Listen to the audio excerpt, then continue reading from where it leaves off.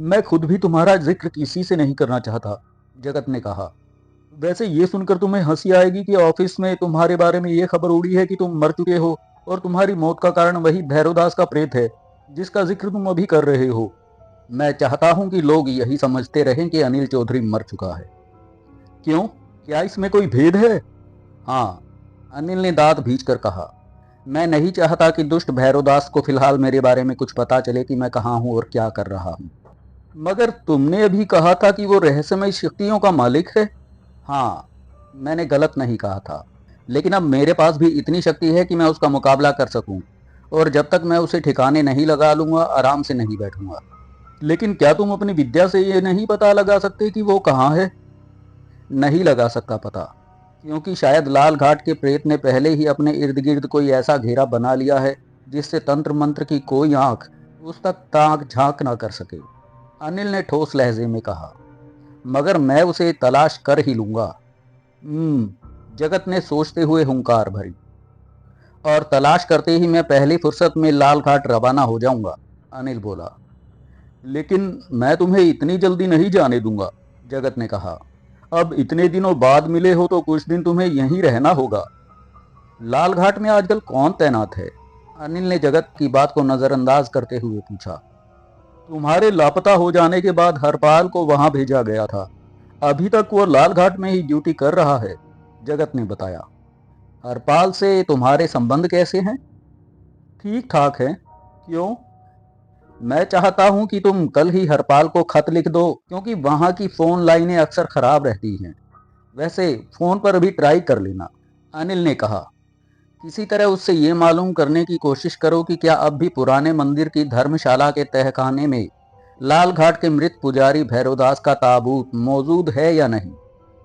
मैं आज ही उसे खत लिखता हूँ और फोन भी ट्राई करता हूँ, लेकिन इस शर्त पर कि तुम मेरी मर्जी के बगैर यहाँ से भागने की कोशिश नहीं करोगे, जगत गंभीरता से बोला।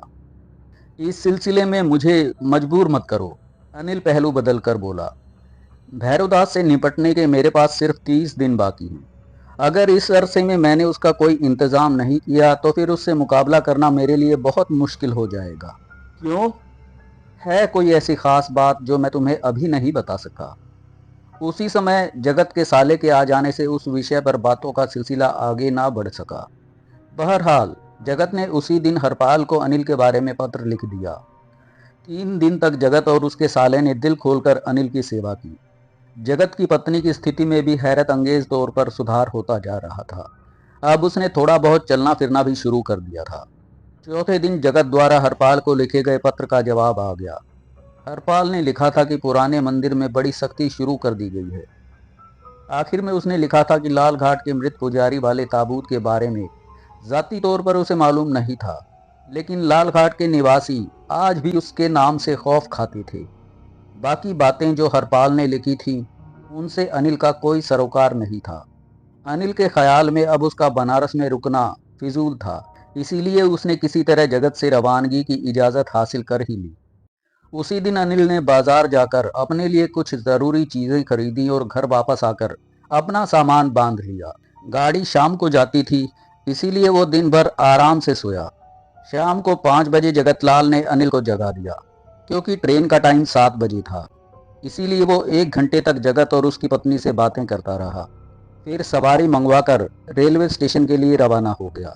जगत ने उसके साथ चलना चाहा, लेकिन अनिल ने कुछ सोचकर उसे मना कर दिया। बात चूंकि उसके माकूल कही थी, इसीलिए जगत ने भी उसके साथ चलने की जिद नहीं की थी। उसने अनिल को बड़ी गर्मजोशी के साथ विदा कर दिया। भैरव महाराज की तपस्या कर लेने के पश्चात अब अनिल को पूरा विश्वास था कि वो भैरवदास के मुकाबले में बड़ी आसानी से कामयाब हो जाएगा। फिर भी उसने सोचा था कि भैरवदास पर इस तरह अचानक और भरपूर वार किया जाए कि उस दुष्ट प्रेत को संभलने तक का मौका ना मिले। अनिल को चूंकि इस बात की कतई कोई जानकारी नहीं थी कि भैरवदास इस वक्त कहाँ मौजूद है, इसीलिए उसने लाल घाट से ही भैरवदास की तलाश शुरू करने का फैसला कर लिया। किसी हद तक अनिल को पूरी उम्मीद थी कि लाल घाट का मृत पुजारी अब भी अपने पुराने बिल यानी चंदन के ताबूत में ही मौजूद होगा, जहां अनिल का और उसका पहले सामना हुआ था। रेलवे स्टेशन पहुंचकर अनिल ने टिकट खरीदा और गाड़ी के आने का इंतजार करने लगा।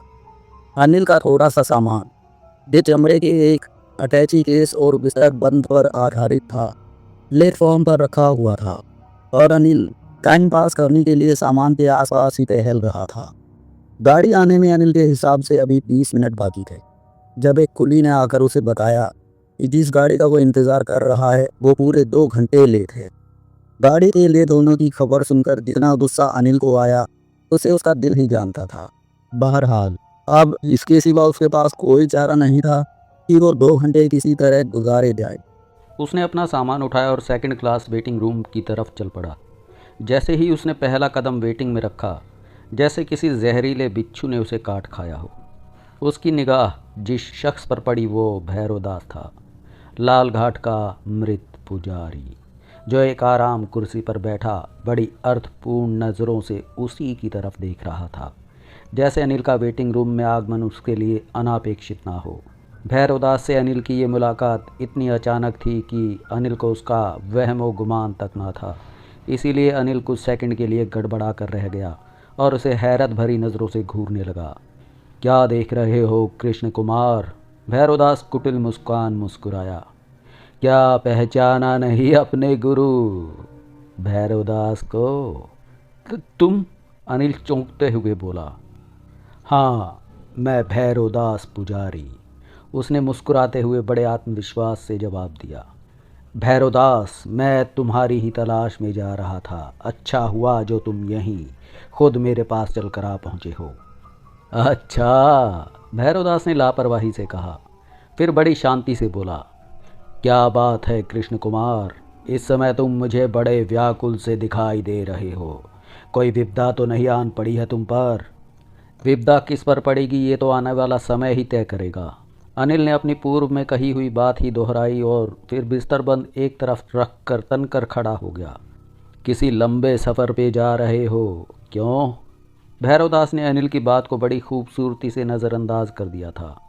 मैंने कहा ना, मैं तुम्हें ही तलाश करने के लिए जा रहा था, इसीलिए तो मैं खुद तुम्हारे सामने आ गया हूँ कृष्ण कुमार। लाल घाट के प्रेत ने बड़े इत्मीनान से जवाब दिया, फिर मुंह बनाकर बोला, आखिर तुम्हारा गुरु जो ठहरा। अब बातों में बातें उड़ाने का समय निकल चुका है भैरवदास, अनिल ने तेज़ लहजे में कहा। वो समय बीत गया जब मैं तुम्हारी आज्ञा के सामने बेबस हो गया था। अच्छा, वो समय बीत गया। महाराज, फिर अब क्या ख्याल है तुम्हारा अपने बारे में? भैरवदास के लहजे में बड़ा आत्मविश्वास और व्यंग था। अनिल उसके लहजे की ताव न ला सका और बिगड़ कर बोला, अब बात दूसरी है। कड़ी तपस्या के बाद अब मैं भी महान शक्ति का मालिक बन गया हूँ भैरवदास। मुझे मालूम है कृष्ण कुमार कि तुमने भैरव महाराज की तपस्या पूरी कर ली है, परंतु इस बात से क्या फ़र्क पड़ता है? क्या तुम समझते हो कि तुम अपने गुरु से ज़्यादा शक्ति संपन्न हो गए हो कृष्ण कुमार?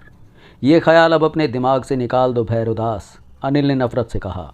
कभी कभी चींटी भी शक्ति संपन्न हाथी की मौत का कारण बन जाया करती है। कृष्ण कुमार, लाल घाट का मृत पुजारी बिगड़े हुए लहजे में बोला, जानते हो तुम इस समय किसका अपमान कर रहे हो? एक महान पुजारी के प्रेत का, जिसने अपनी करतूतों से बेशुमार लोगों की जिंदगी हराम कर रखी है। समझा? भैरवदास मुंह बिचका कर बोला। शायद अप्सरा माधुरी ने तुम्हें कुछ ज़्यादा ही मुँह लगा लिया है कृष्ण कुमार। अपनी अपनी किस्मत की बात है भैरवदास, अनिल गर्दन अकड़ा कर बोला। ओ, तो देवी माधुरी के चरणों में रहकर कृष्ण कुमार बोलना भी सीख आया है? मैंने अब और भी बहुत कुछ सीख लिया है भैरवदास। अब मुझे अपनी भूख और प्यास बुझानी भी आ गई है। महाराज, भैरवदास ने बड़ी कुटिल निगाहों से अनिल को घूरते हुए कहा, मैंने ऐसा कौन सा पाप कर दिया है जो तुम मुझे कष्ट पहुंचाना चाहते हो? पाप? भैरवदास, तुमने कौन सा अत्याचार छोड़ा है जो ना किया हो? गरीब बेबस लड़कियों और औरतों की इज्जत के साथ ना जाने कब से खेल रहे हो। तुमने देवताओं की कृपा से मिली हुई शक्तियों का नाजायज़ इस्तेमाल करते हुए ना जाने कितने घर उजाड़े हैं। मैं तुम्हें ख़त्म करने के लिए ही लाल घाट में दाखिल हुआ था। मैं अपने इरादों का पक्का एक ज़िद्दी आदमी हूँ। तुमने मेरे साथ जो सलूक किया है उसे मैं कभी भूल नहीं सकता। मुझे तुमसे सख्त नफ़रत है भैरवदास, और मेरे दिल में तुम्हारे खिलाफ एक लावा उबल रहा है। अब मैं तुम्हें नहीं छोड़ने वाला। अगर तुम मर्द हो तो मुकाबले के लिए तैयार हो जाओ। आज मेरे सिर खून सवार है। भैरवदास ने ये खतरनाक बातें पूरे इत्मीनान से सुनी और मुस्कुरा कर बोला, क्या क्षमा का कोई रास्ता नहीं है कृष्ण कुमार महाराज? उसका लहजा मजाक उड़ाने वाला था। है एक रास्ता, कुमार सीना तान कर बोला। तुम मेरे चरण छुओ और भैरव महाराज की सौगंध लेकर कहो कि आज के बाद तुम्हारी हैसियत मेरे सामने ऐसी होगी जैसे कि मालिक के सामने उसके गुलाम की होती है। आज के बाद तुम लाल घाट के पुजारी का शरीर अपनाकर मनमानी नहीं करोगे। जवाब में कुछ क्षण खामोशी छाई रही। चुप क्यों हो भैरवदास? अनिल ही बोला। क्या ये रास्ता तुम्हें पसंद नहीं आया? हाँ, इसमें लाल घाट के पुजारी का अपमान तो ज़रूर है। कृष्ण कुमार, भैरवदास गुस्से में दांत पीसता हुआ सख्त लहजे में बोला, मुझे केवल माधुरी देवी का ख्याल है जो मैं इस समय चुप हूँ। परंतु याद रखना कि मैं तुम्हारी ये बातें भूलूंगा नहीं। वो समय दूर नहीं जब तुम मेरे समक्ष हाथ जोड़े खड़े प्राणों की भीख मांग रहे होंगे। आज क्या बात है? आज लाल घाट का महान पुजारी झिझक क्यों रहा है? मैं तुम्हारी इच्छा ज़रूर पूरी कर देता, लेकिन मैंने देवी माधुरी को वचन दिया है कि जब तक वो श्मशान साधना पूरी करके वापस नहीं लौटती, मैं तुम पर कोई वार नहीं करूँगा। भैरवदास ने तिलमिलाकर जवाब दिया। गुस्से के मारे उसका चेहरा सुर्ख हो रहा था। हो सकता है कि तुम्हारी बात सही हो, लेकिन क्या तुम मुझे ये नहीं बताओगे कि जब ऐसी ही बात थी तो तुम इस समय यहाँ क्या लेने आए हो? मूर्ख, मैं तुझे ये बताने आया था कि तुमने देवी माधुरी की आज्ञा का उल्लंघन करके उनका स्थान छोड़कर अच्छा नहीं किया। क्या माधुरी से तुम्हारा कोई खास संबंध है भैरवदास, जो तुम इतनी सी बात पर व्याकुल हो रहे हो? अनिल ने व्यंग से पूछा। हाँ, है संबंध। माधुरी और मेरा वही संबंध है जो देवी और भक्त का होता है। भैरवदास ने बड़े गंभीर लहजे में जवाब दिया। मुझे याद है भैरवदास, अनिल उसकी आंखों में आंखें डालकर बोला, एक बार तुमने कहा था कि देवी देवता पाप और पुण्य के झंझटों से मुक्त होते हैं। पापी, अपनी जुबान बंद रख। भैरवदास इस प्रकार कड़क कर बोला कि उसका चेहरा विकृत हो गया। सच्ची बातें कड़वी लग गईं भैरवदास, लेकिन तुम्हें ऐसी बातें शोभा नहीं देती। तुम तो हमेशा शक्ति की भाषा में बात करने के आदी रहे हो। कृष्ण कुमार, भैरवदास चोट खाए हुए जख्मी दरिंदे की तरह तड़प कर बोला, माधुरी देवी के प्रेम ने तुम्हें बहुत उद्दंड बना दिया है। मैं भैरवी जी की सौगंध लेकर कहता हूँ कि तुम्हारा वो हाल करूँगा कि धरती तक कांप उठेगी। वो शुभ घड़ी कब आएगी भैरवदास महाराज? अनिल मुस्कुराया। भैरवदास की बेबसी देखकर अनिल को मज़ा आ रहा था। अपने तौर पर अनिल यही समझ रहा था कि भैरवदास में अब उससे टक्कर लेने की शक्ति नहीं है। अनिल ने सोचा था कि महज इसी वजह से भैरवदास माधुरी की आड़ लेकर उससे बचने की कोशिश कर रहा है, लेकिन अनिल फैसला कर चुका था कि अब उसे बचने का कोई मौका नहीं देगा और इसी मौके का फ़ायदा उठाकर उसे यूँ तड़पा तड़पा कर मारेगा कि उसकी गंदी आत्मा इस शरीर में दोबारा घुसने की हिम्मत ना कर सके, वो भटकती रही। माधुरी देवी को श्मशान साधना से लौटाने दो कृष्ण कुमार महाराज, फिर हम देखेंगे कि तुम्हारे अंदर कितनी शक्ति है। भैरवदास दांत पीस कर बोला। भैरवदास, क्या तुम वाकई मुझे इतना मूर्ख समझ रहे हो कि मैं तुम जैसे हाथ आए पापी को इस समय यूं ही निकल जाने दूंगा ताकि तुम माधुरी के वापस आने पर उससे गठजोड़ करके मुझे नीचा दिखाने की कोशिश कर सको? अगर तुम्हारे अंदर वाकई महान शक्ति है तो फिर इस समय तुम मुकाबले से क्यों कतरा रहे हो? इसका कारण मैं तुझे बता चुका हूँ। भैरवदास गुस्से से कांप उठा। समझा? अनिल ने निरंतर लाल घाट के प्रेत को हिकारत से घूरते हुए कहा। मैं छल कपट की इन बातों से सख्त नफरत करता हूँ। मूर्ख, तूने अभी तक ये तो पूछा ही नहीं कि इस समय मैं यहाँ क्यों आया हूँ। क्यों आए हो महाराज, ज़रा वो भी बता दो। मगर याद रखो, तुम्हारी शक्ति का वो रास्ता बंद हो गया है। कुमार व्यंग से बोला। मैं तुम्हें देवी माधुरी के स्थान पर वापस ले जाने के लिए आया हूँ मूर्ख। अच्छा? अनिल इस बार भैरवदास के लहजे की नकल उतारते हुए बोला। फिर उसने मुस्कुराते हुए कहा, क्या अपनी शक्ति के ज़ोर से ज़बरदस्ती मुझे अपने साथ ले जा रहे हो? हाँ, ये देवी का आदेश है और देवी के आदेशों का पालन मेरा धर्म है। धर्म? अनिल जहर बुझे लहजे में बोला। ये शब्द तुम्हारे गंदे मुंह से कुछ अच्छा नहीं लगा भैरवदास। भैरवदास ने इस बार उसकी बात का कोई जवाब नहीं दिया। अनिल को इसकी तिलमिलाहट देखकर बड़ा मज़ा आ रहा था, क्योंकि ये वही भैरवदास था जिसने कभी अनिल को अपने इशारों पर नाचने के लिए मजबूर कर दिया था, उसकी बेबसी का मजाक उड़ाया था और फिर श्वेता दासी के जरिए रही सही कसर भी पूरी कर दी थी। श्वेता का ख्याल आया तो अनिल के दिल में हूक सी उठने लगी। हालांकि श्वेता ने अनिल के प्यार का अपमान किया था और अनिल को धोखा देकर वो भैरवदास के शिष्य अमरदेव के साथ रंग रलियां मनाने लगी थी, मगर फिर भी वो वाकई बड़ी खूबसूरत थी। अनिल सोच रहा था, अगर श्वेता की सुंदरता का जादू असर ना करता तो शायद वह अनिल चौधरी फॉरेस्ट ऑफिसर से कृष्ण कुमार महाराज कभी ना बन सकता था और कहीं मर खप गया होता। लेकिन श्वेता ने अपनी सुंदरता के जाल में फंसाकर उसके अरमानों को गुदगुदाया था और जिंदा रहने के लिए उकसाया था। अनिल अभी श्वेता के बारे में सोच ही रहा था कि भैरवदास की गंभीर आवाज़ सुनकर चौंका। किस सोच में हो अनिल चौधरी? शायद किसी की याद आ रही है। अनिल के लिए अब ये चौंका देने वाली बात नहीं रही थी कि भैरवदास ने उसके मन की बात कैसे जान ली है। अनिल बोला, अनिल चौधरी नहीं, कृष्ण कुमार महाराज कह भैरवदास। क्षमा कर दो महाराज। भैरवदास रहस्यमय ढंग से मुस्कुराया। सेवक तो भूल ही गया था कि तुम अब महान शक्ति के मालिक बन चुके हो। अभी क्या तुम्हें कोई शक है? अगर है तो अपना शक दूर कर लो। शक्ति वालों पर संदेह करना बुरी बात है कृष्ण कुमार, परंतु क्या तुम अपनी शक्ति से किसी शव में प्राण डाल सकते हो? गड़े मुर्दे उखाड़ कर तुम क्या साबित करना चाहते हो भैरवदास? मूर्ख, तुम फिर अबोध बालकों जैसी ऊट पटांग बातें करने लगे हो, भैरवदास ने कहा। फिर वो गंभीर होकर बोला, कृष्ण कुमार, मैंने तुमसे कहा था ना कि नारी का चक्कर बुरा है। गुरु की शिक्षा भूल गए हो क्या? कौन से गुरु की बात कर रहे हो भैरवदास? अनिल ने मजाक उड़ाते हुए पूछा। मैं उस गुरु की बात कर रहा हूँ कृष्ण कुमार, जिसने तुम्हारे तमाम सिद्धांतों और आस्थाओं को एक नारी की सुंदरता में डुबो दिया था। श्वेता दासी याद होगी ना तुम्हें? मगर तुम ये क्यों भूल रहे हो भैरवदास कि मैंने श्वेता की उसी सुंदरता को जलाकर विकृत कर दिया था? अनिल ने व्यंग से कहा। अगर तुम्हारे पास कोई महान शक्ति होती तो अपनी उस चहेती की सुंदरता को बचाने का उपाय कोई ना कोई तो ज़रूर करते। वो दासी इस समय तुम्हें बहुत याद आ रही है, क्यों कृष्ण कुमार?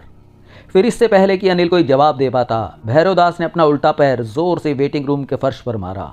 अनिल के देखते ही देखते पूरे वेटिंग रूम में नर्म बादलों का धुआं फैल गया। अब अनिल को भैरवदास का चेहरा भी दिखाई नहीं दे रहा था। एक क्षण के लिए वो घबरा गया। उसने सोचा अब भैरवदास उसे चकमा देकर भाग निकलने में कामयाब हो जाएगा। उसने भैरवदास को ढील देकर शायद हिमाकत ही की थी, लेकिन अनिल का अंदाज़ा गलत साबित हुआ। धुएं के बादल जिस तेज़ी से प्रकट हुए थे उसी तेज़ी से लुप्त हो गए। फिर जो कुछ अनिल की नज़रों ने देखा उसे देखकर वो दंग रह गया। वेटिंग रूम में अब उसके सामने भैरवदास के साथ श्वेता भी मौजूद थी।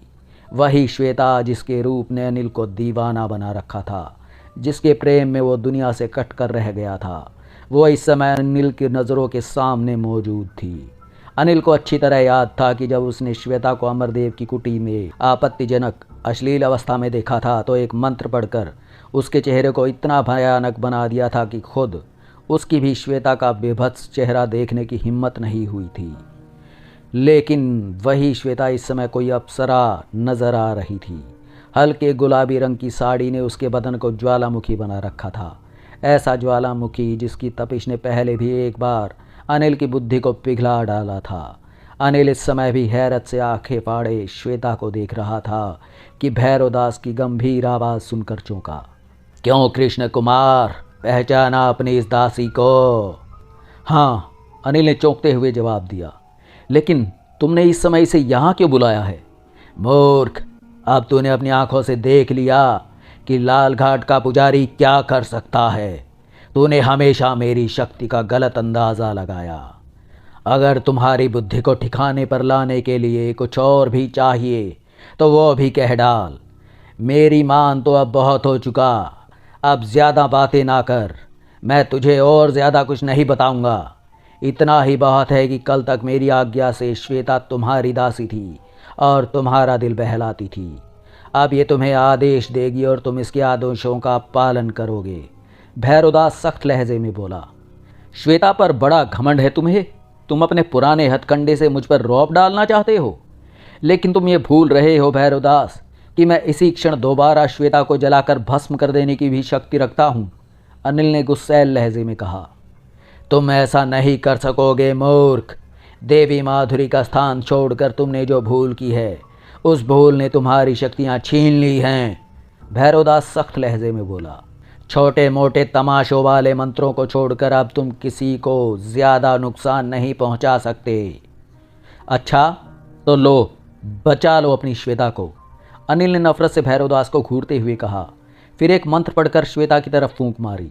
लेकिन ठीक उसी समय सुगंध का वैसा ही एक झोंका वेटिंग रूम में आया जैसे सुगंध अप्सरा माधुरी के शरीर से फूटती थी, गुलाब के साथ चंदन की सुगंध। अनिल ने देखा कि उसके द्वारा पढ़े गए मंत्र का श्वेता पर कोई असर नहीं हुआ। वो उसी मस्ताने अंदाज में खड़ी मुस्कुरा रही थी। अपना मंत्र बेकार जाता देखकर अनिल स्तब्ध रह गया। भैरवदास ने जो कुछ मुझसे कहा है यकीनन वो ठीक है, अनिल ने सोचा। लेकिन इस दुष्ट की मौजूदगी में अनिल भला आसानी से हार मानने को कैसे तैयार हो जाता। उसने दोबारा मंत्र पढ़कर श्वेता की तरफ फूंका, मगर इस बार भी सुगंध का वही झोंका आड़े आ गया। अनिल ने 2-4 मंत्र पढ़े, लेकिन हर बार वही सुगंध का झोंका बीच में आ गया। अनिल की समझ में नहीं आ रहा था कि ये सब क्या हो रहा है। माधुरी ने तो उससे यही कहा था कि वो श्मशान साधना के लिए जा रही है और 40 दिन बाद लौटेगी। फिर ये क्या हो रहा है?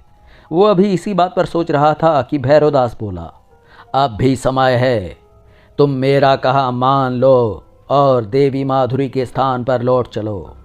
हो सकता है देवी माधुरी तुम पर दया करें और तुम्हारी शक्तियां तुम्हें लौटा दें। अनिल ने भैरवदास की बात का कोई जवाब नहीं दिया। वो गुस्से की हालत में खामोश खड़ा दांत पीसता रहा और सोचता रहा कि माधुरी के निर्देशों से मुंह मोड़कर यकीनन उसने गलती की थी।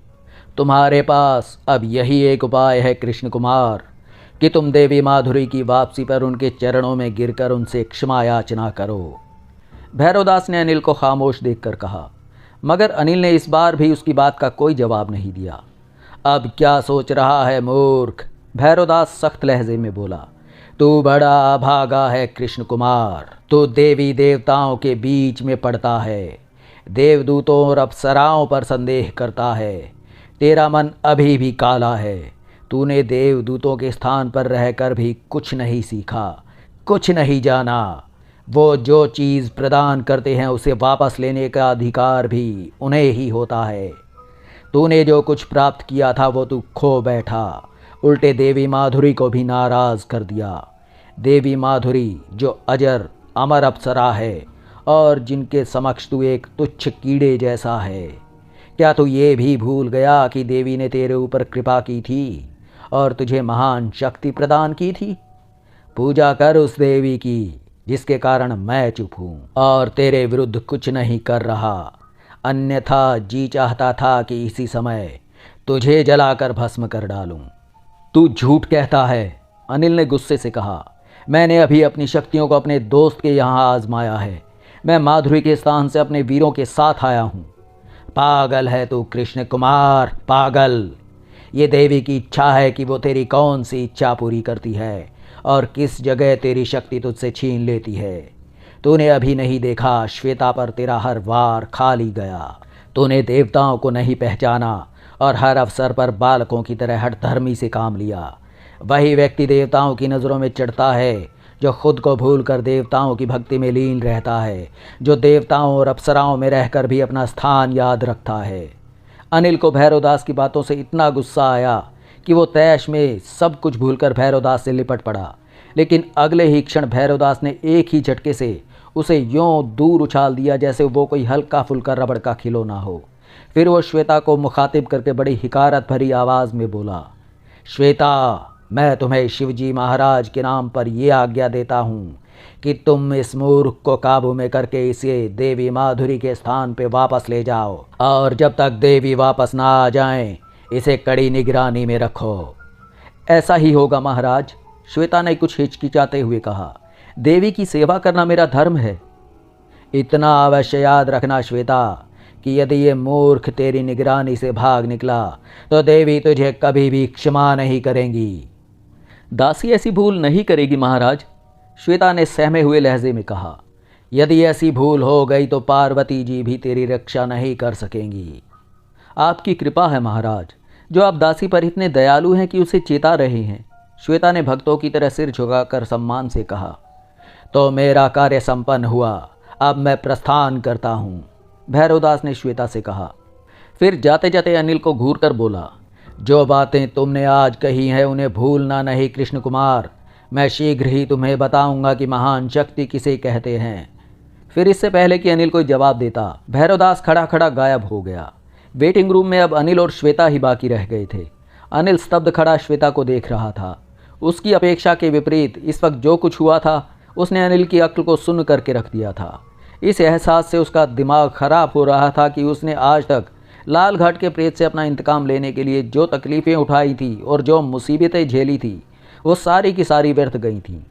अब उसके पास इसके सिवा कोई चारा नहीं था कि वो एक हारे हुए आदमी की तरह चुपचाप श्वेता के साथ माधुरी अप्सरा के स्थान तक चला जाए। जिंदगी में इतना पछतावा उसे कभी नहीं हुआ था। तो ये सब क्या फरेब था, धोखा था? मैंने जो कुछ प्राप्त किया था क्या वाकई खो चुका हूँ? वो अपनी तमाम तपस्या और अभ्यासों का जायज़ा ले रहा था और उसका दिल बैठा जा रहा था। उसके स्नायु अब बुरी तरह शिथिल हो गए थे। क्या वो लाल घाट के पुजारी को भी खत्म ना कर सकेगा? वो कोई अवतार है या देवताओं की उस पर कोई विशेष कृपा है? पहली बार जिंदगी उसे बोझिल महसूस हो रही थी। पहली बार उसे एहसास हो रहा था कि उससे बहुत सी गलतियां हो चुकी हैं।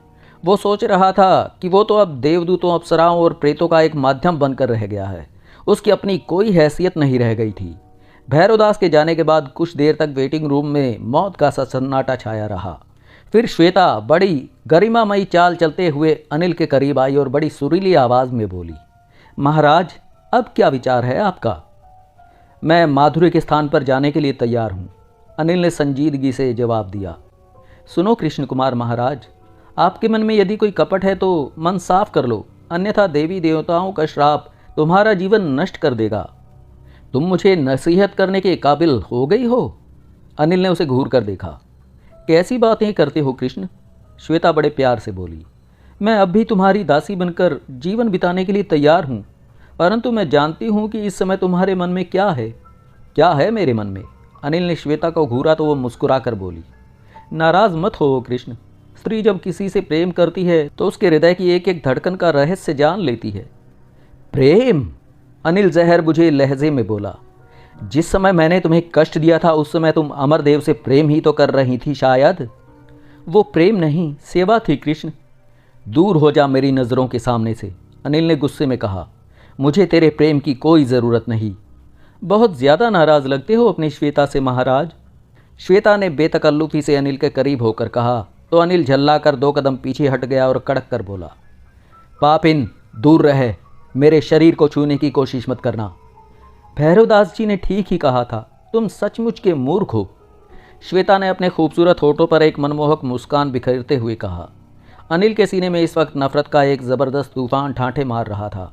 अगर कोई दूसरा मौका होता तो वह एक बार फिर श्वेता के रूप से प्रभावित हो जाता, लेकिन इस वक्त उसके जहन में सिर्फ एक ही ख्याल कुलबुला रहा था कि उसे अपनी आइंदा ज़िंदगी किस रूप में गुजारनी चाहिए। वो नए सिरे से तमाम हालात का आकलन करके किसी नतीजे पर पहुंचने की कोशिश कर रहा था। अनिल ने श्वेता पर एक नफरत भरी निगाह डाली और आगे बढ़कर अपना अटैची केस और बिस्तरबंद उठाने की सोची।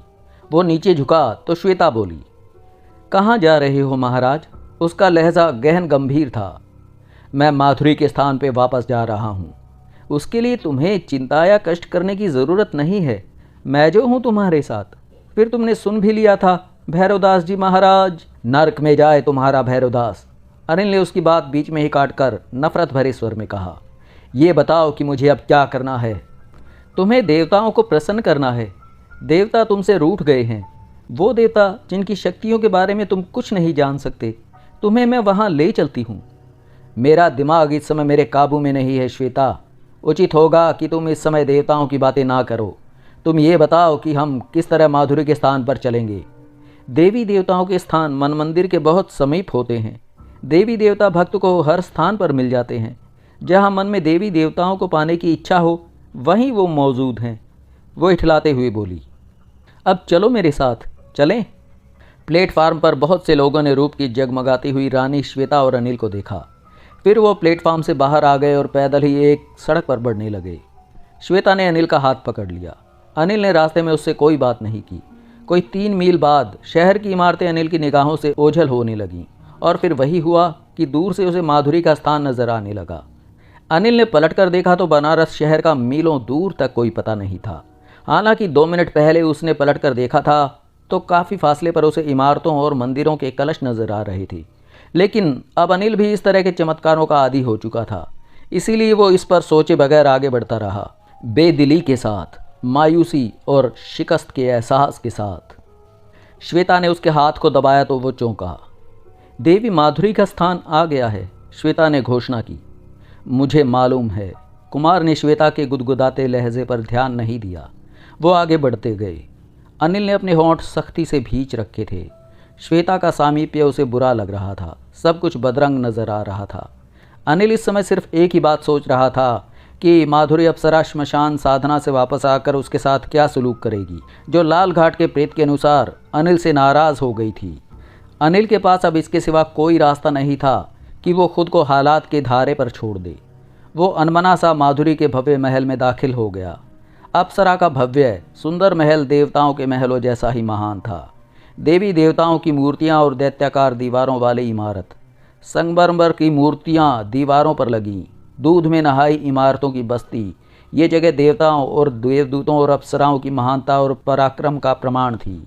एक वक्त था जब अनिल इस पवित्र स्थान पर बड़े अरमानों और उमंगों के साथ दाखिल हुआ था, लेकिन उसकी हालत इस समय बिल्कुल पहले के विपरीत थी।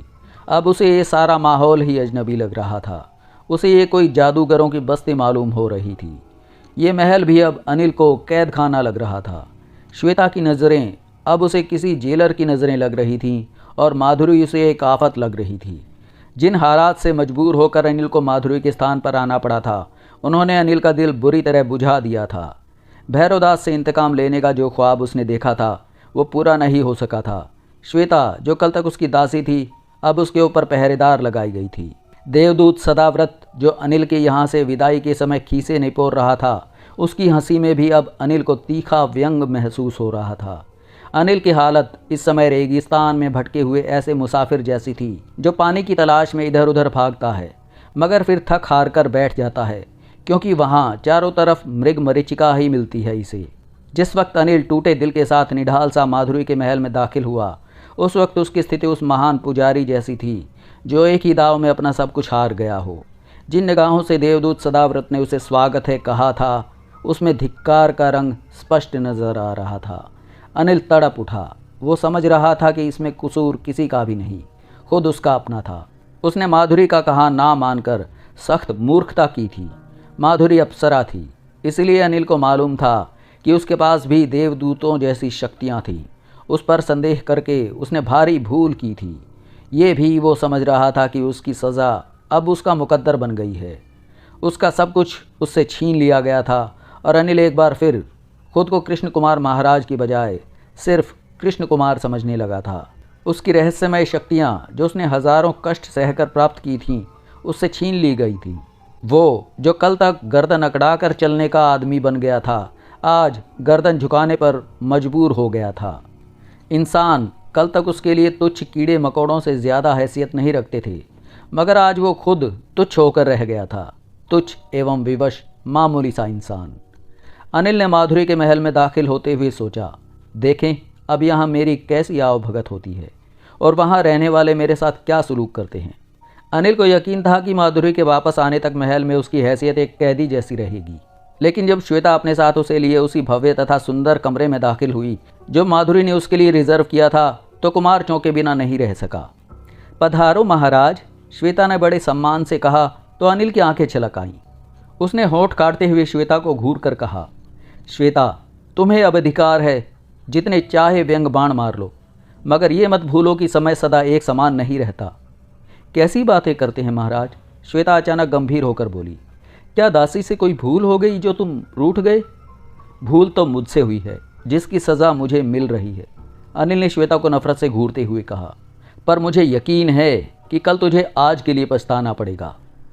परंतु महाराज, आखिर इसमें मेरा क्या दोष है? श्वेता ने अपनी लंबी पलकें झपकाते हुए मासूम अंदाज में पूछा तो अनिल मन महसूस कर रह गया। अनिल का ख्याल था कि ये खूबसूरत नागिन जो बड़े बड़े साधु संतों और तांत्रिकों के बिस्तर की शोभा बनने को अपना सेवा धर्म मानती है और उनके मन बहलाने को बुरा नहीं समझती थी, इस समय उसकी बेबसी का फ़ायदा उठा रही है। इसीलिए अनिल ने उसे हिकारत से घूरकर मुंह फेर लिया। उसका सीना इस वक्त बेबसी और बेचारगी के एहसास से फटा जा रहा था। महाराज, श्वेता अपने चेहरे पर संजीदगी फैलाए अनिल के करीब आई और विनीत स्वर में बोली, यदि दासी से कोई भूल हो गई है तो क्षमा करें महाराज। श्वेता अनिल के पांव छूने के लिए झुकी तो अनिल का खून खौल उठा, लेकिन कुछ कहने की बजाय वो तेज़ी से 2 कदम पीछे हट गया। ये वही श्वेता थी जिसके प्रेम में गिरफ्तार होकर अनिल ने कठिन तपस्या भी कर ली थी, अपने सिद्धांतों तक की बलि देकर एक प्रेत का सेवक तक बनना स्वीकार किया था, कथित गौ मांस तक खाया था। मगर इस समय वही श्वेता उसे धूर्तता और कपट की एक खौफनाक पुतली नजर आ रही थी। अनिल पीछे हटा तो श्वेता के चेहरे पर उदासी फैल गई। उसकी मत भरी आंखों के कोने भीगने लगे। उसकी इस स्थिति को अनिल कतई बनावटी समझ रहा था। अगर अनिल के बस में होता और माधुरी के महल के बजाय वो किसी दूसरी जगह होते तो अपनी वर्तमान अवस्था में अनिल श्वेता की बोटियां उड़ाने से भी न डरता। लेकिन यहाँ वो खुद को बेबस समझ रहा था। वो क्या कर सकता था? कुछ देर खामोशी छाई रही। फिर श्वेता सिर झुकाए दोबारा अनिल के सामने आकर बोली, कृष्ण कुमार महाराज, ये महान देवदूतों और अप्सरा माधुरी देवी का पवित्र स्थान है। यहाँ कोई भी दासी या सेवक झूठ बोलने का साहस नहीं कर सकता। सभी देवी के दंड से कांपते हैं। परंतु मैं जानती हूँ इस समय तुम्हारे मन में क्या है। क्या है मेरे मन में? अनिल ने गुस्से से पूछा। आपके मन में ये विचार है महाराज कि तुम्हारे साथ दासी का व्यवहार कपट तथा धूर्तता भरा है, परंतु वास्तव में ऐसा नहीं है। श्वेता ने सीधा अनिल की आंखों में झांकते हुए जवाब दिया, देवी की इच्छा के बगैर यहाँ किसी चूंटी को भी सांस लेने का अधिकार नहीं है। किसी दासी का ऐसा साहस कहाँ कि तुम्हारे जैसे महान सेवक का अपमान करे। श्वेता की गंभीरता ने अनिल को प्रभावित किया। कुछ सेकंड वो श्वेता के चेहरे को बड़े गौर से देखता रहा, फिर कुछ सोचकर बोला, क्या तुम बता सकती हो कि मुझे यहाँ किस हैसियत से रहना होगा? तुम यहाँ उसी तरह रहोगे महाराज जिस तरह पहले रहते थे। किसकी मृत्यु आई है जो तुम्हारी ओर आंख उठाकर भी देख सके? श्वेता ने उसी गंभीरता से कहा, हाँ, इतना अवश्य है कि जब तक देवी जी यहाँ ना आ जाएं, तुम इस पवित्र स्थान से बाहर नहीं जा सकते। लेकिन भैरवदास ने तो कहा था कि अब मैं महान शक्ति का मालिक नहीं रहा। अनिल ने बड़ी हिकारत से भैरवदास का नाम लेते हुए कहा, क्या तुमने उसे ये कहते नहीं सुना था कि देवी माधुरी ने मेरी सारी शक्तियाँ छीन ली हैं? भैरवदास महाराज ने जो कुछ कहा था वो भी ठीक था महाराज, श्वेता ने जल्दी से जवाब दिया। पर क्या तुमने इस बात पर ध्यान नहीं दिया कि लाल घाट के महान पुजारी के मन में तुम्हारे लिए बैर था, फिर भी वो तुम्हें कोई कष्ट नहीं दे सका? मैंने तो वो भी सुना था जो तुम्हें आदेश दिया गया था, अनिल ने तिलमिलाकर कहा। महाराज, अनायास श्वेता किसी ताज़ा फूल की तरह खिल उठी। उस बात को मन से निकाल दो कि दासी तुम्हारे ऊपर आज्ञा चलाने का पाप करेगी। मेरा कार्य केवल इतना ही है कि मैं तुम्हें देवी के पधारने तक इस स्थान से बाहर न जाने दूं। बाद में क्या होगा ये देवी ही जाने। क्षमा करना या दंड देना दोनों ही उनके अधिकार में है। अभी अनिल कोई जवाब नहीं दे पाया था कि देवदूत सदाव्रत अंदर दाखिल हुआ और अनिल को मुखातिब करके बोला, कृष्ण कुमार, देवी उन्हीं भक्तों से प्रसन्न होती हैं जिनका मन साफ होता है। श्वेता सदाव्रत के आते ही हाथ जोड़कर एक तरफ खड़ी हो गई। मैं समझा नहीं महाराज कि आप क्या कहना चाहते हैं। देवी देवता, महान संतों और मानवों में बहुत अंतर होता है कृष्ण कुमार। जिसका मन साफ ना हो वो कभी महान नहीं बन सकता। देवी ने तुम्हारी तपस्या स्वीकार की, यह उनकी कृपा ही थी। उन्होंने दया करके तुम्हें अपने स्थान पर बुलाया। उन्हीं की कृपा से तुम भैरव महाराज की तपस्या करके सफल भी हो गए, परंतु तुमने देवी के आदेश की अवहेलना करके बुरा किया। क्या अब मुझे मेरी शक्ति वापस नहीं मिल सकती? अनिल ने धड़कते दिल के साथ पूछा तो देवदूत सदाव्रत सिर हिलाकर बोला, मनुष्य का मन साफ हो तो उसकी हर इच्छा पूरी हो सकती है, परंतु कोई जब कुछ पाकर उसे खो दे तो उसे वापस पाने के लिए उसे कड़ी तपस्या करनी पड़ती है। मुझे अपनी गलती का एहसास है महाराज। इस बार अनिल ने सच्चे दिल से कहा, मैं देवी के चरण छूकर क्षमा मांग लूँगा। देवी महान है कृष्ण कुमार, और देवियों की पूजा करना मानव धर्म है। सदाव्रत देवदूत के जाने के बाद श्वेता कुछ देर तक अनिल से बातें करती रही। फिर अनिल ने आराम करने की इच्छा जताई तो श्वेता भी उठकर चली गई। उन दोनों के जाने के बाद अनिल आइंदा के बारे में सोचने लगा कि माधुरी के आने के बाद उसे क्या करना होगा। उसे पूरी उम्मीद थी कि माधुरी उसे माफ़ कर देगी और उसे उसकी शक्तियाँ भी लौटा देगी जो उसने नाराज़ होकर उससे छीन ली थीं। लेकिन फिर वो सोचने लगा कि अगर माधुरी ने उसे माफ़ नहीं किया तो क्या होगा। उसे माधुरी के कोप का शिकार होना पड़ेगा। क्या वो माधुरी अप्सरा का कोप सहन कर सकेगा? यही सब सोचते सोचते ना जाने कब अनिल की आंख लग गई और वो बेसुध होकर सो गया और खुर्राटे भरने लगा। अनिल को सोए अभी ज़्यादा देर नहीं हुई थी कि वो घबरा कर उठ बैठा। उसने अपने जागने की वजह पर गौर किया तो उसे पता चला कि उसका दम घुट रहा है। इस अनोखी गिरफ्तारी के यंत्रणापूर्ण एहसास ने उसकी अक्ल को अपने शिकंजे में लिया हुआ था कि उसे अब अपना दम भी घुटता हुआ महसूस होने लगा था। कुछ देर तक वो बिस्तर पर बैठा अपनी बेबसी पर गौर करता रहा। फिर उसके जहन ने मशविरा दिया, कृष्ण कुमार, इस अंधेरे से ही फ़ायदा उठाकर माधुरी का ये महल छोड़ दे और कहीं दूर निकल जा, जहाँ छल कपट, तंत्र मंत्र और जादू टोने का कोई नाटक ना खेला जा रहा हो। दिमाग से ये वहम निकाल दो कि ये लोग तुम्हें माफ़ कर देंगे। तुमने माधुरी के महान भक्त भैरव दास का अपमान करके और देवी की आज्ञा का पालन ना करके उस पर संदेह किया है, जो बहुत बड़ा पाप है। देवी तुम पर कभी दया नहीं कर सकती। उठो, वक्त निकल गया तो सारी उम्र पछताओगे कृष्ण कुमार। उठो, जल्दी करो, यहाँ से निकल जाओ, कहीं भी जाओ, मगर यहाँ ना रहो। फ़ौरन ही अनिल तेज़ी से उठा और आंखें फाड़ फाड़ कर उसने कमरे का जायज़ा लिया। कमरे में उसके सिवा कोई नहीं था। दबे पांव उसने आगे बढ़कर बाहरी दरवाजे को धीरे से आजमाया तो उसका दिल खुशी से उछल पड़ा। दरवाज़ा बाहर से बंद नहीं था, उसके लिए फरारी की राहें खुली हुई थीं। तेज़ी से पंजों के बल चलता हुआ वो राहदारी में आया तो वहाँ हर तरफ घुप अंधेरा और सन्नाटा फैला हुआ था। माधुरी के महल के रास्ते अनिल के देखे भाले हुए थे। उसने देर नहीं लगाई और पंजों के बल ही तेज़ी से चलता हुआ वो महल के बड़े दरवाजे से बाहर आ गया। सावधानी के तौर पर कि कहीं कोई पीछा ना कर रहा हो, अनिल ने पलटकर भी देखा, वहाँ भी कोई नहीं था। उसके दिल की धड़कनें हर पल तेज़ होती जा रही थीं और वो तेज़ी से माधुरी के महल से दूर होता जा रहा था। दूर, बहुत दूर। अनिल का जहन बार बार काम कर रहा था। उसने सोच लिया था कि तंत्र मंत्र और अप्सरा वगैरह के चक्करों से वो बहुत दूर निकल जाएगा और अपना आइंदा का बाकी जीवन सीधे साधे आदमी की तरह कहीं सुख चैन से गुजारेगा। उसके चलने की रफ्तार हर पल तेज़ होती जा रही थी। अचानक चलते चलते वो सहम कर रुक गया। सुगंध का वही रहस्यमय झोंका जो माधुरी के शरीर से फूटती थी अचानक उसकी नाक से टकराया तो अनिल के रोंगटे खड़े हो गए थे। फिर अगले ही क्षण अनिल ने बेतहाशा दौड़ना शुरू कर दिया। वो इन गोरख धंधों से निकल जाना चाहता था। नहीं मालूम था उसे कि कितनी देर वो बगैर रुके दौड़ता रहा। फिर जब उसकी सांस फूलने लगी तो वो दम लेने के लिए रुक गया। उसे यकीन था कि वो माधुरी के महल से बहुत दूर निकल आया है और सुबह तक बहुत दूर निकल चुका होगा। जिस जगह वो दम लेने के लिए रुका था वो उसकी देखी भाली थी और माधुरी के महल से करीब 6-7 मील दूर थी। ये वही जगह थी जहाँ एक बार भैरवदास उसे गाड़ी में लाया था और उसने पहली बार उसे माधुरी के महल की राह बताई थी। बहरहाल वो दम लेने के लिए एक बड़े पत्थर की आड़ में बैठ गया। कुछ देर बाद जब उसकी सांसें संयत हुई तो वो दोबारा उठा और फिर यूँ उछल पड़ा जैसे अंधेरे में उसका जिस्म बिजली के नंगे तारों से टकरा गया हो। अनिल अपने बाएं कंधे पर किसी नर्म हाथ का दबाव महसूस करके उछला था और फिर जो उसने पलट कर देखा तो श्वेता उसके सामने खड़ी बड़े रहस्यमय ढंग से मुस्कुरा रही थी। महाराज, तुम शायद भूल गए थे कि भैरवदास जी ने मुझे तुम्हारे बारे में क्या आज्ञा दी थी। तुम यहाँ तक? देवी की शक्ति महान है कृष्ण कुमार। मनुष्य का ऐसा साहस कहाँ कि वो देवी और उसके भक्तों को धोखा दे सके। श्वेता, अनिल ने कुछ सोचकर कहा, क्या तुम मुझसे प्रेम नहीं करती? अवश्य करती हूँ महाराज।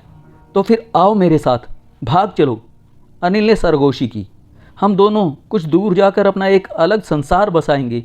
इस जगह मेरी सांस घुट रही है। प्रेम हर नारी के लिए बड़ा महत्वपूर्ण होता है कृष्ण कुमार, मेरे लिए भी है। परंतु तुम भूल रहे हो कि मैं एक दासी भी हूँ और दासी का धर्म उसे यही शिक्षा देता है कि यदि समय आए तो देवी देवताओं के चरणों में अपना जीवन भी बलि चढ़ा दे। श्वेता ने निहायत गंभीरता से जवाब दिया। फिर कुछ रुककर शुष्क स्वर में बोली, महाराज, तुमने देवी माधुरी के महल से भागने की सोचकर घोर अपराध किया है। तो क्या अब तुम मुझे वापस ले चलोगी? अनिल ने पूछा। कहाँ? देवी माधुरी के महल में। कैसी बातें करते हो महाराज, तुम तो अभी देवी के पवित्र स्थान में ही खड़े हो।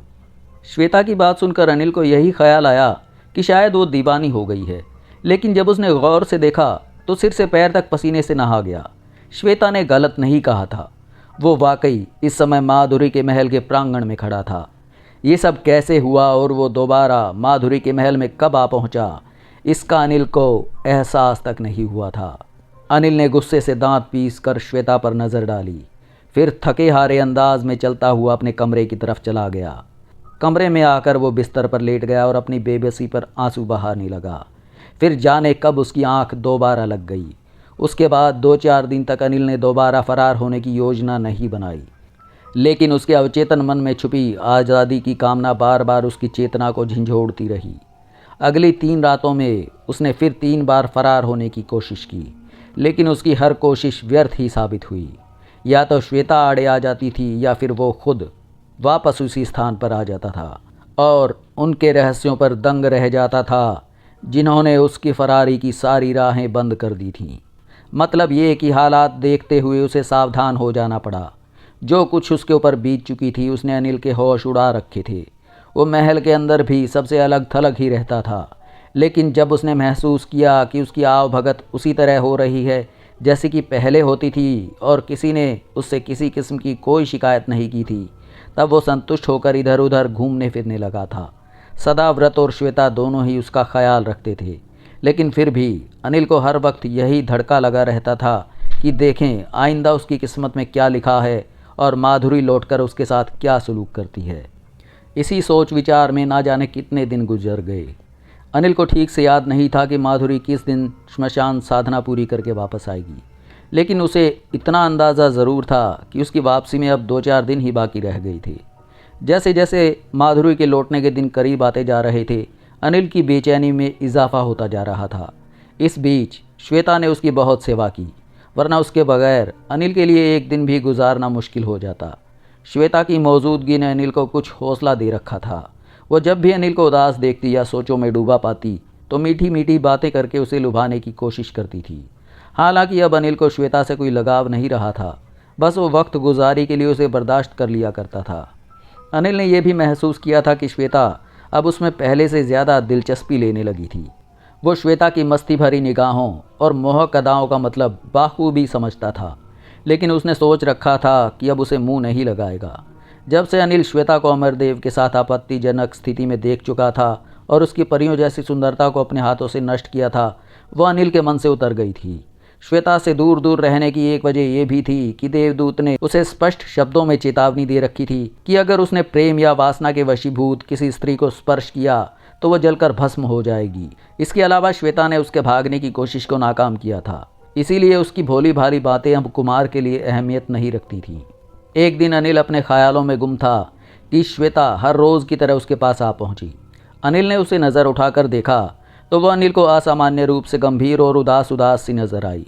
अनिल ने उसके चेहरे के भावों से महसूस किया कि श्वेता उससे कुछ कहना चाहती है, लेकिन जब कुछ देर अनिल ने उससे कोई बात नहीं की तो श्वेता खुद ही बोली, कृष्ण कुमार, क्या अभी तक तुम्हारा मन दासी की तरफ से साफ नहीं हुआ? क्या कहना चाहती हो तुम? मैं प्रार्थना करती हूँ महाराज कि तुम दासी को क्षमा कर दो। क्षमा कर दूँ? अनिल जानबूझकर अनजान बनता हुआ बोला, तुमसे भला ऐसा कौन सा अपराध हो गया है जो मैं तुम्हें क्षमा कर दूँ? मेरा संकेत अमरदेव महाराज की तरफ है, श्वेता ने दबे स्वर में कहा।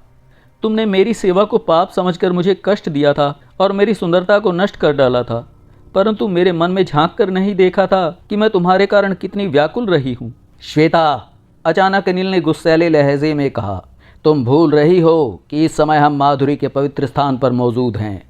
मुझे मालूम है महाराज, परंतु प्रेम भी तो पवित्र होता है, गंगा जल की तरह।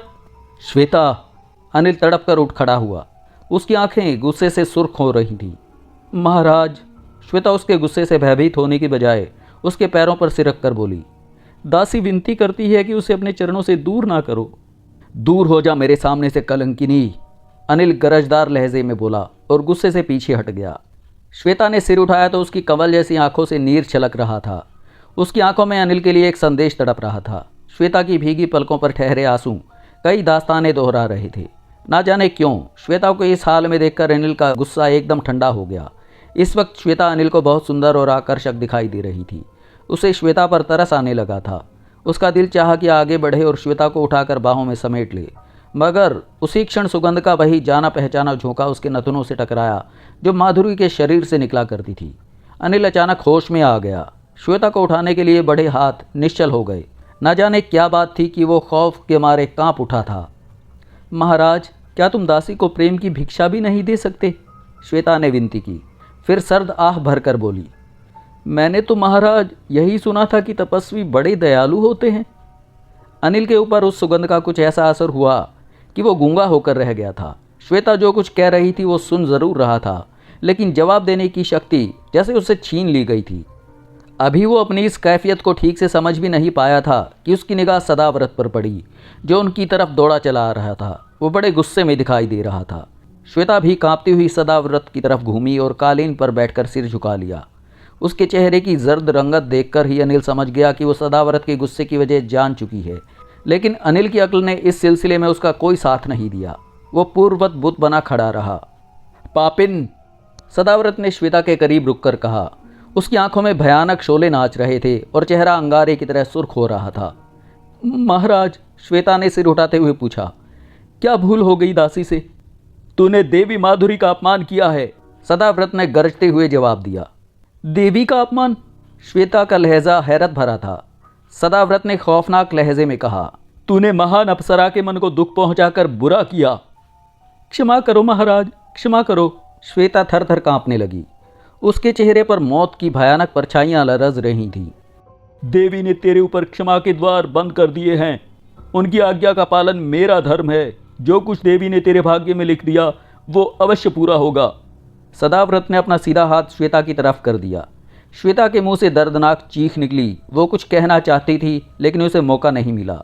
अनिल ने सदाव्रत की उंगलियों से लाल पीली नीली लपटों को यूं निकलते देखा जैसे बरसों से सोया पड़ा कोई ज्वालामुखी फूट पड़ा हो। श्वेता के पूरे बदन को लपटों ने घेर लिया था। कुछ ही क्षण बाद अनिल ने श्वेता की जगह कालीन पर एक नर कंकाल पड़ा देखा, जो जलकर स्याह हो रहा था। कंकाल खड़खड़ा रहा था, जैसे उसमें जीवन के लक्षण अभी बाकी हों। झुलसी हुई भयानक खोपड़ी बड़े खौफनाक ढंग से जमीन पर टक्करें मार रही थी। जय भोलेनाथ की, जय भैरव महाराज, सदाव्रत ने नारा लगाया। फिर हड्डियों के कंकाल को नफरत से घूरता हुआ बोला, पापिन, तेरा यही दंड था। अब तू सदा इसी तरह व्याकुल रहेगी। जा, इस पवित्र स्थान से निकल जा तुरंत। फिर अनिल ने कंकाल को लड़खड़ाकर उठते और भागते देखा तो उसके गले से दहशत के मारे चीख निकल गई। जिंदगी में उसने अब से पहले कभी ऐसा खौफनाक मंजर नहीं देखा था। खौफ से वो बुरी तरह लरज रहा था। अनिल की फटी फटी आंखें भागते हुए कंकाल पर लगी हुई थीं कि सदाव्रत की कड़ी आवाज़ उसके कानों से टकराई। मूर्ख, उसकी ओर क्या देख रहा है? तूने देवी के मन को ठेस पहुंचाकर घोर पाप किया है। मैंने? अनिल ने हकलाते हुए खौफ से सदाव्रत की तरफ देखा, जिसका चेहरा अब भी गुस्से से सुर्ख हो रहा था। देवी तुम्हें कभी भी क्षमा नहीं करेगी। उनके मन को दुख पहुंचाने वाला कभी भी सुखी नहीं रह सकता, सदाव्रत ने सख्त लहजे में कहा। मगर मैंने तो देवी के मन को कोई दुख नहीं पहुंचाया। देवी की शक्ति ही अब तुम्हें सब कुछ बताएगी, मूर्ख। क्या देवी श्मशान साधना से वापस आ गई हैं? अनिल ने डरते डरते पूछा। हाँ, सदाव्रत बोला, परंतु अभी तुम उनके दर्शन नहीं कर सकोगे। क्यों? देवी जाने, सदाव्रत अनिल को नफरत से घूरते हुए बोला। मैं बस इतना ही जानता हूं कि तुमने देवी को नाराज करके अपने लिए मुक्ति का कोई मार्ग नहीं छोड़ा। जाओ, अपने कमरे में जाओ। अनिल सहम कर अपने कमरे में जाने के लिए पलटा तो सदाव्रत ने उसे रोकते हुए कहा, देवी की आज्ञा है कि जब तक उनकी इच्छा ना हो तुम अपने कमरे से बाहर नहीं आओगे। देवी की आज्ञा का पालन करना मेरा भी धर्म है, अनिल ने जल्दी से कहा। सदाव्रत बड़बड़ाता हुआ वापस चला गया तो अनिल डगमगाते लरजते कदमों से अपने कमरे में आया।